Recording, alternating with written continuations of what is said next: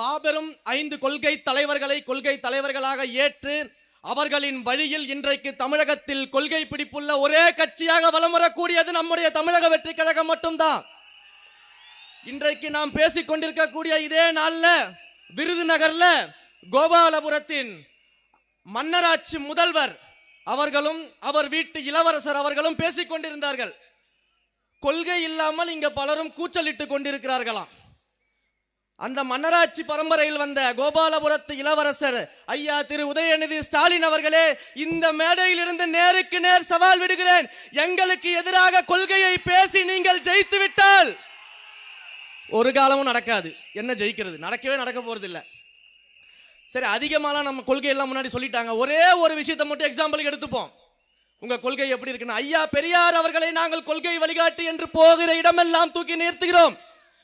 தந்தை பெரியார் அவர்களை எங்கள் உயிர் மூச்சாக ஏற்று நாங்கள் செயல்பட்டுக் கொண்டிருக்கிறோம். தந்தை பெரியார் வழியில் வந்திருக்கிறோம் என்று இத்தனை ஆண்டு காலம் மக்களை ஏமாற்றிக் கொண்டிருக்கக்கூடிய இந்த திராவிட மாடல் திமுகவிற்கு திராணி இருந்தால் பெரியார் வழியில் நீங்கள் ஆட்சி நடத்துகிறீர்கள் என்பதை எங்களுக்கு எதிராக பேசி நிரூபிக்க முடியுமா? நான் தயார். திமுக யார் தயாரா இருக்கிறீங்க? பெரியார் அவர்களை பேசும்போது இதே சேலம் மண்ணில் பிறந்த பெரியாரின் வாழ்க்கை இணையரான நாகம்மையை நாம் மறந்துவிட முடியாது. நாகம்மை அவர்கள் என்ன சாதிச்சாங்க? ஐயா காந்தியடிகள் அவர்களுடைய வழியில ஒத்துழையாமை இயக்கத்தை முன்னெடுக்கும் பொழுது, கள்ளுக்கடை மறியலை ஏற்கும் பொழுது ஐயா பெரியார் அவர்கள் கைது செய்யப்படுறாரு. ஐயா பெரியார் அவர்கள் கைது செய்யப்படும் பொழுது நாகம்மையும் பெரியாரின் சகோதரியான கண்ணம்மாளும் இதே ஈரோட்டு பகுதியில் அந்த போராட்டத்தை முன்னெடுத்து 144 தடை உத்தரவு இருந்த போதும் மக்களை திரட்டி போராடி அந்த தடை உத்தரவையே திரும்ப பெற வைத்த பெண்மணிகளாக இருந்தாங்க. அன்றைக்கு காந்தியடிகள்கிட்ட கேட்கிறாங்க, இந்த போராட்டத்தை நீங்க நிறுத்தணும்னு சொல்லி கேட்கிறாங்க. அப்ப மகாத்மா காந்தியடிகள் அவர்கள் சொல்றாரு, இந்த போராட்டத்தை நிறுத்தணும்னா என்னால முடியாது, ஈரோட்ல 2 பெண்கள் இருக்காங்க, அவங்களால தான் முடியும்னு சொன்னாரு. அப்ப இப்படிப்பட்ட ஒரு போராட்ட களத்துல மதுவை ஒழிக்க போராடிய தந்தை பெரியார் வழியில் வந்த ஆட்சியை நீங்க நடத்துறீங்க அப்படின்னா 50,000 கோடிக்கு எப்படி சார் டாஸ்மாக்ல மதுபான விற்பனை பண்ணிக்கிட்டு இருக்கிறீங்க? டாஸ்மாக்ல மதுபான விற்பனை பண்றது உங்க வேலையா? அதுவும் புதுசா டாஸ்மாக்ல மதுபான விற்பனை பண்றது. எப்படி விற்பனை பண்றது? புதுசா வீரன் அப்படின்னு ஒரு பிராண்ட் கண்டுபிடிச்சு விற்பனை செய்யறது, ஷாப்பிங் மால்ல வெண்டிங் மிஷின்ல வச்சு சாராயத்தை விற்பனை செய்யறது, விளையாட்டு மைதானங்கள்ல இல்ல திருமண மண்டபங்கள்ல மதுபானங்களை கொடுக்கலாமான்னு சொல்லி புதிய திட்டங்களை சிந்திக்கிறது. இப்படி டாஸ்மாகை விட்டு பிழைப்பதற்கு ஆட்சிக்கு வந்த நீங்கள் தந்தை பெரியாரின் வழியில் கொள்கை பிடிப்புள்ளவர் என்று சொல்வதற்கு கொஞ்சமும் அருகதையற்றவர்கள். நீங்க எங்களை பார்த்து மேடை போட்டு கொள்கை இல்லாமல் கூச்சலிட்டு கொண்டிருக்கிறோம் என்று சொல்கிறீர்களே, இந்த கூச்சல் அல்ல, இந்த விசில் சத்தம் 2026 தேர்தலில் திமுகவுக்கு ஊதப்படக்கூடிய மாடர்ன் சங்கு.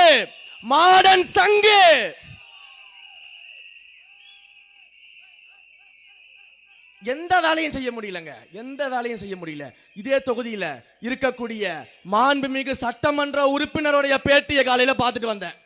ஒரு பேட்டி கொடுத்திருக்காரு மாண்புமிகு சட்டமன்ற உறுப்பினர், இந்த திருச்செங்கோடு சட்டமன்ற உறுப்பினர் அண்ணன் அருண்ராஜ் ஐஆர்எஸ் அவர்கள், இந்த தொகுதியில இந்த மக்களுக்கு எங்கெல்லாம் பிரச்சனை இருக்கோ அங்கெல்லாம் போய் நின்று அந்த பிரச்சனை சரி செய்யுங்க அப்படின்னு ஆட்சியிலும் அதிகாரத்தில் இருக்கவங்க முறையிட்டு கொண்டிருக்கிறாரு.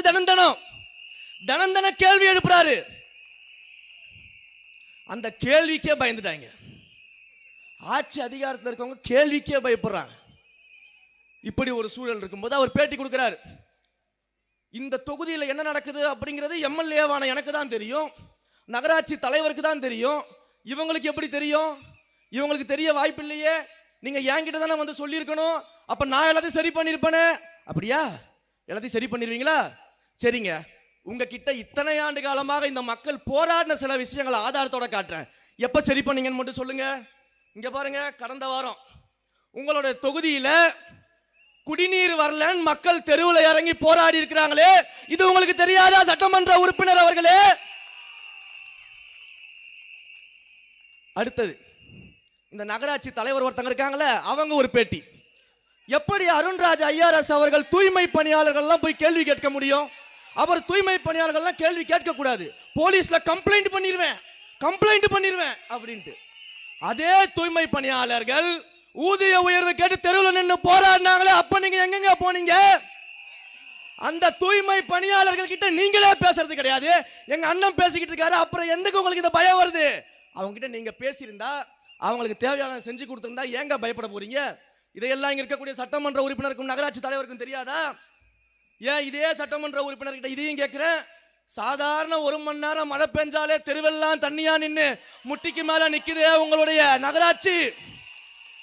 இத்தனை வருஷமா நடந்துகிட்டு இருக்குது. நீங்க ஆட்சிக்கு வந்ததுல இருந்து, அதிகாரத்துக்கு வந்ததுல இருந்து, இதை ஒரு ஆள் உங்ககிட்ட எடுத்துட்டு கொண்டு வந்து வர சொல்லணுமா? நியூஸ் எல்லாம் பாக்குறது இல்லையா? தெருவில் நீங்க போறது இல்லையா? உங்க கார் வந்து இந்த வெள்ளத்துல போறது இல்லையா? சொல்லுங்க. அப்ப இதை வந்து அவர்கிட்ட சொல்லணுமா? அவருக்கு எப்படி தெரியும்? எனக்கு தானே தெரியும். என் எம்எல்ஏக்கு இதெல்லாம் தெரியாதா? இப்படி வெள்ளம் சூழ்ந்து நிற்கிறது தெரியாதா? அடுத்தது, இதே மக்கள் போன வருஷத்துல இருந்து போராடிக்கிட்டு இருக்கிறாங்க. இங்க வந்து கழிவுநீர் கால்வாயெல்லாம் அமைக்காதீங்க, இதை அமைச்சிங்கன்னா எங்களுடைய வாழக்கூடிய இடத்துக்கே பிரச்சனை ஆயிடும் அப்படின்னு மக்கள் போராடுறாங்க.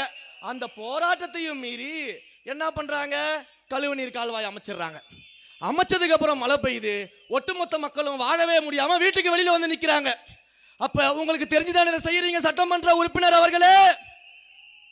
அப்ப உங்களுக்கு எல்லாம் தெரியும்னு பேட்டி கொடுக்குறீங்க. இதை விட ஒரு மோசமான விஷயங்க, எல்லா ஊர்லயும் விவசாயத்துக்கு நெல் விளையும், காய்கறி விளையும். இந்த ஊர்ல எல்லாம் தெரியும் சொல்லக்கூடிய சட்டமன்ற உறுப்பினர் அவர்களுக்கு ஒண்ணு தெரியல பாருங்க. உங்க ஊர்ல 10 அடி உயரத்துக்கு கஞ்சா செடி வச்சு வளர்த்திருக்கிறாங்க. 10 அடி உயரத்திற்கு கஞ்சா செடி வச்சு வளர்த்ததே உங்களுக்கு தெரியலையே.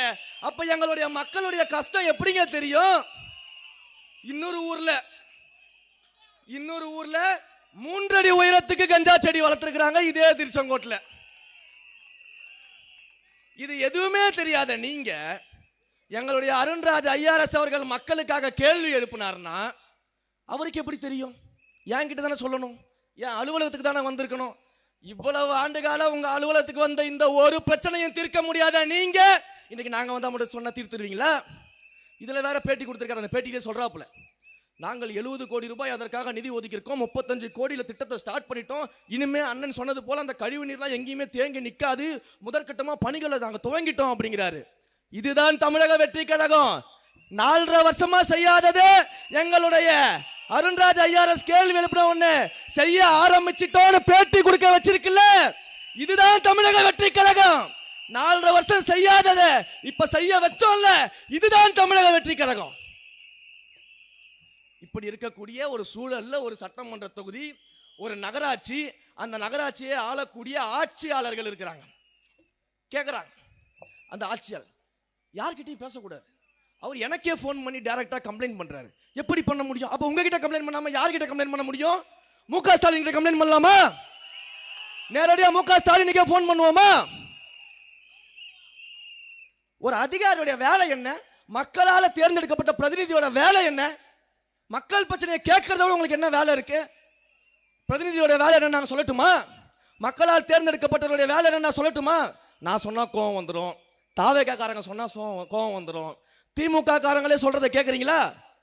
கேட்டா உங்களுக்கு கோவம் வராதுல்ல? ஒரே ஒரு வீடியோ மட்டும் பிளே பண்ணி காமிச்சு ஓடிடுறேன்.